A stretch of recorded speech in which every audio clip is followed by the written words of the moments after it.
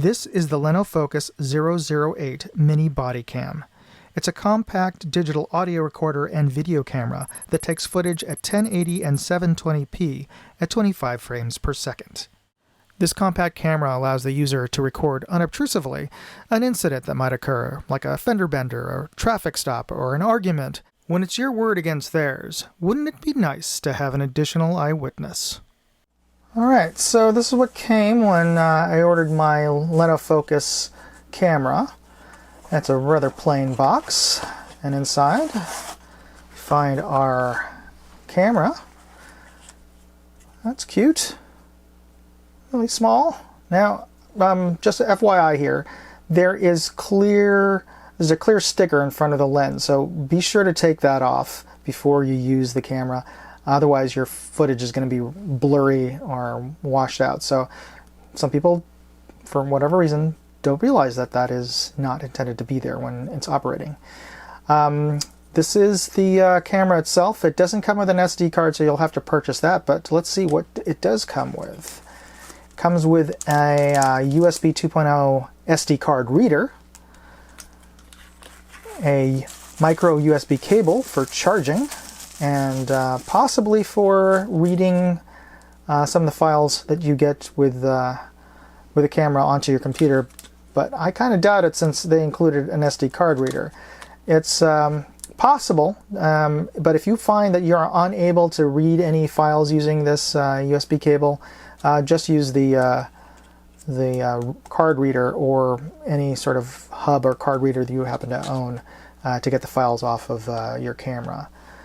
Comes with a microfiber cleaning cloth for the lens, and underneath the padding you have your instruction manual, and be sure to read your instruction manual before operating your equipment, because I'm sure there's tons of useful information in here. And it comes with a little handy tool. Now this usually comes with your smartphone, and you use it to take out your SD card or your SIM card off of your phone. And presumably you could use the back of this to help you put a SD card or take it out from the bottom slot on the camera. But it's also used to reset the camera back to factory settings. And there's a little hole on the side here, if you can't see that because it's black on black, but there's a little tiny hole on the side that you use this tool or a small paper clip to reset the camera. Now, there's also a tiny hole at the top. Don't stick anything in there, because that's the microphone and you could damage your camera by sticking something into that little hole. It's the hole on the side near the charging port. Alright, and speaking of charging ports, let's use this and charge up our camera, and let's go try it out. Okay, once you have your unit fully charged, what you'll want to do is put in a micro SD card to the slot below, which I've done, and you'll want to turn on your unit by pressing here, and that should turn... Oh, wait, was it on already? I saw a little blink there. I'm going to press it again. Okay, now there's a blue indicator light which says that it's on, and you'll want to press this power button again 5 times, and I just noticed that the controls here, there's a little bit of a lag, so that can screw you up. So 1, 2, 3, 4, 5. Okay, is it? Okay, that green flashing light indicates that your SD card has now been formatted, and you'll want to go and open up the text files that are in there to set the time and date for the unit, as well as modify any settings. Thing is, unlike normal cameras, those files presumably would have been put onto this newly formatted SD card, but actually what I found the hard way was there's nothing on this card. It just totally does a clean format, doesn't put any settings files or folders on there. In fact, you have to actually record a snippet of footage for it to both record the AVI footage as well as write those settings files onto the card. So I'm going to do that now, and you do that by pressing... Oh wait, I think I just turned it off. I'm going to turn it back on again. Okay, so now it's on, you press it again briefly to have it record, and it should blink 5-6 times. That's what it's doing now. That's to indicate that it is recording. And once it flashes the 6th time, it will turn off, and it will continue to record until either your card fills up or your battery dies. But it is a bit of a problem that there is no indicator light on that tells you that it's recording. I have, and presumably other people have forgotten. Is it on? Is it recording? There's no way to tell, other than turning it off, and you're pressing it to turn it off. If it was on, I don't know. It doesn't indicate that it's turned itself off. So you kind of have to go through the process of turning it on and off a couple of times. Okay, so now it's on, and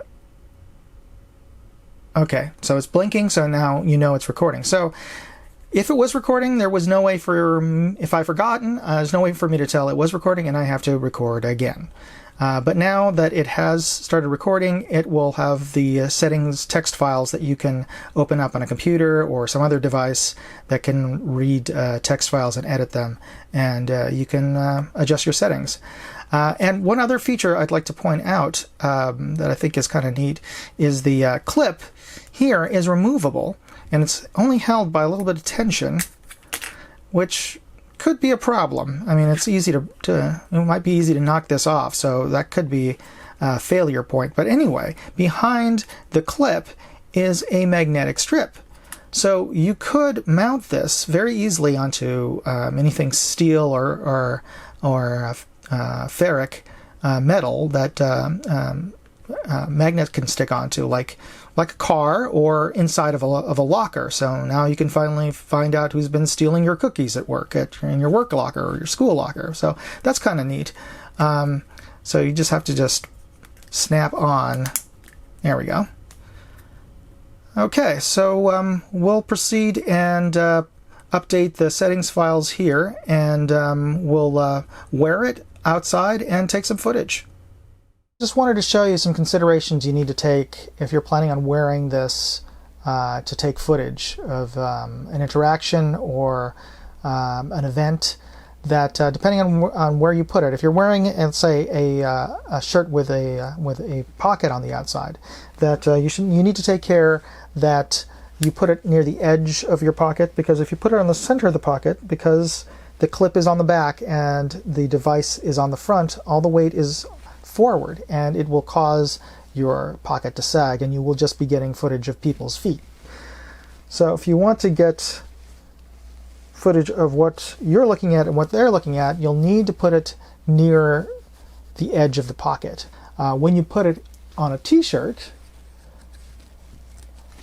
the slight lean forward actually compensates for the shape of your chest having a bit of a degree of slope. It compensates for that, and you are getting more direct face-to-face footage. Anyway, just something to be mindful about. So let's go outside and see how it works on the street. Now this first sequence I shot in 720p, just so you could see a difference between what it looks like in 720 versus 1080, which we're looking at now. And you'll also notice that the camera does a pretty decent job of opening up its exposure automatically as we go into a shadow area.